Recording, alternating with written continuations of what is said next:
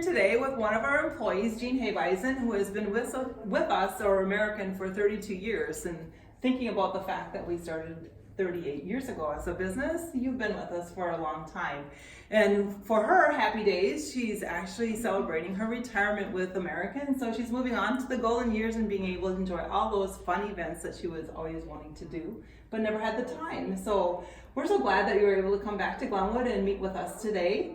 Well, thank you. Cool. Yeah, and I wanted to get Jean's quick story because when you did start 32 years ago, it was next door in the old Mr. Z building, and we had at that time I think 6 or 8 CSR depending upon what we started. We ended up with 8 before we moved out of there, but that was a long time ago. Things have evolved. So, what are some of the highlights and things that you view or you remember over the last 38 years?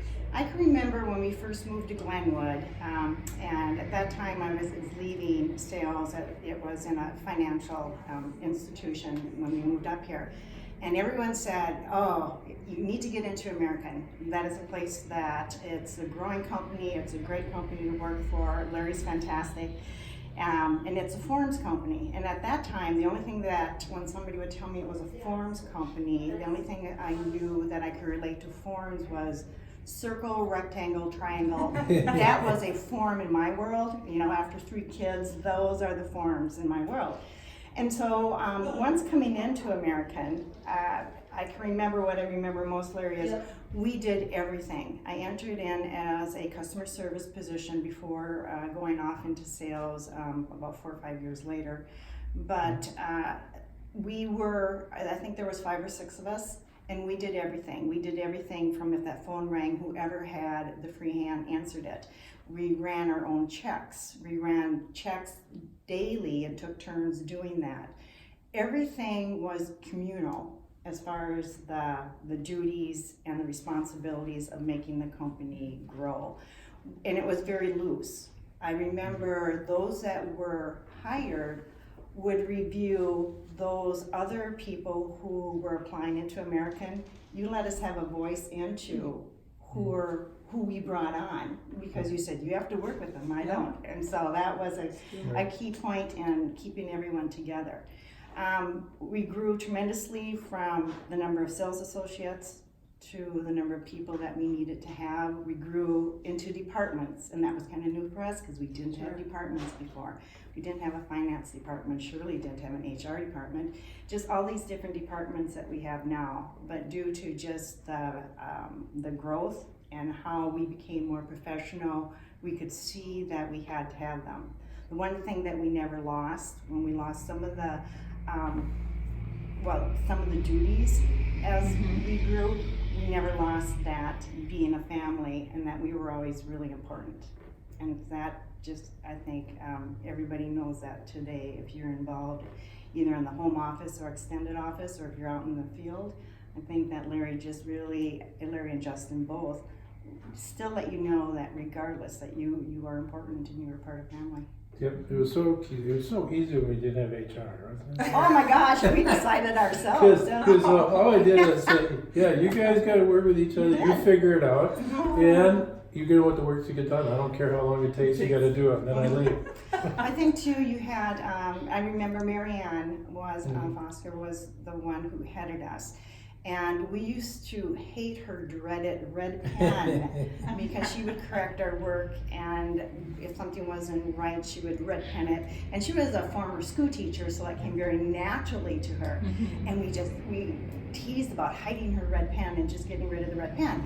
But I'm so grateful for her red pen because it showed me and it gave me direction on how to both improve and to know really what was being done correctly and what needed improvement on. Without the red pen, she to me was very much a... Marianne was a very taskmaster. She was our first person that started in my basement and went to the attic, and then we had 3 or 4 people in the attic, and we went down. They came down the back stairway through the kitchen when we were having dinner one night with the kids, and Diane said, "That's it. They're out of the house." So we moved next door because the renter moved out, and we, how dumb we were. We didn't know how to take anything apart. We had IBM 29, so we had to the tube, and we had the processor, and we had a printer, and it was all linked together, and none of us knew how to take it apart. So 4 of us grabbed the different parts, and we're walking down the 3rd floor stairway, this little stairway, and through 3 feet of snow next door to put it in the house next door. So how long were you, this I don't know, from there? You spent the first, 3 years, 4 Yeah, years? it was 84. We started in 81, and in 84 we moved in next door in the old Mr. Z part. Okay. And then Monkey Wards is in the HR, who were next door, the other part of the building, next door in 31. And so they moved out, and then we took over that, and they took over the basement, took over the apartments, and then we kept filling empty spaces after that. And then when you got invited into the sales world, right? Yeah. Because I had Dairyland Computer, and Dairyland was my O2 account. And so I just said, Gene, I said, I need help here because I'm not giving them what they should have. So I brought you in as my account manager, and you handled that account for us ever since. I felt very fortunate that you gave me that opportunity because I did come from a sales background, and so it was kind of a natural for me to look for and in if there was a possibility to get on that sales side. I can remember you dropping down the boy, probably I don't know how many inches of green bar computer paper on my desk and saying, now these are all the clients we don't have. What can you do with it? And it helped with both Larry and Steve Click at Dairyland having such a close relationship because we partnered a program that I don't think there had been one since then that we've been able to do. So there again too, I feel grateful for that opportunity, and it really did propel me ahead in a career and something that I didn't even know really existed out there. So it was. Well, Steve and Dairyland started in Sauk Center, 28 miles away, and they were moving from a little downtown office into industrial park, and we were going to build down by the lake, and we had the building down there Bruce Overland said now, and we had the space next door. And I'm down there and I'm looking at it, and I'm in my sweats and my t-shirt, and I'm saying, you know, we don't need a building down here by the lake. Nobody comes to see us, right? But Steve's selling computers and software. You have to look really successful.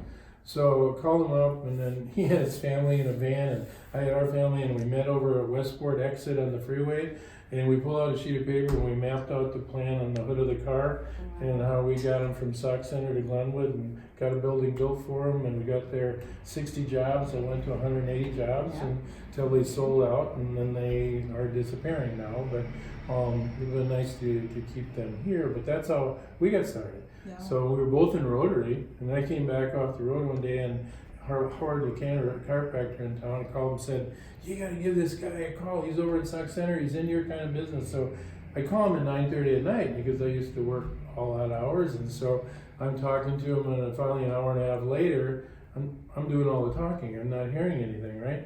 So then finally he answered back.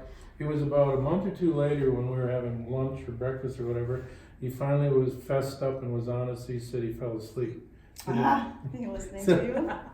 So he didn't hear my great story. So You have to repeat it again. Yeah. Share the story again. it changes all the time. Yeah, it does. Cool. Well, we certainly want to recognize your years of service, so we have some things for you. We have some treats and awards. Yeah, so on behalf of American and for the service you've given us, please enjoy this wonderful bouquet of flowers. Oh gosh, it's beautiful, you guys. Thank you. And then Larry has, I think, Yeah, we have a certificate for the 32 years and a parting, not a gold watch, but it's not a gold watch, but you can get pretty much anything you want. Oh, It's okay. part of our rewards program, so it literally allows you to decide where you want to spend your money and put it towards a good cause, or just have fun with it. I appreciate that. As far as being able to do the things now that I haven't had time for prior because I was working, I look forward to, I'm involved in some hospital volunteer, and then I'm also doing some special citizens council for Carver County down in where I live in Laconia. So my days are filled with 7 grandkids as well. But I do need to do a big shout out to all of the other associates that I have met and come across through the years to tell you how you have touched my life. I don't think I'd have time right now. So just know that you all have been very dear and very special to me. and that I'm very grateful. We've always talked about that since 1981, about our littleness, and so, and our family and our closeness, and so I've always said, you don't have to lose that no matter how big you get. So I think we can still be little even though we're big. Exactly, and you know, like family, like I've always said, once you're family, you just don't go away. So Right. it's not like you're gonna get You're always rid of it. family. You're always family. You're always Cool. family. For sure. Yeah. So thank you both very Alright. much. Yes, Thank thank you. you very much.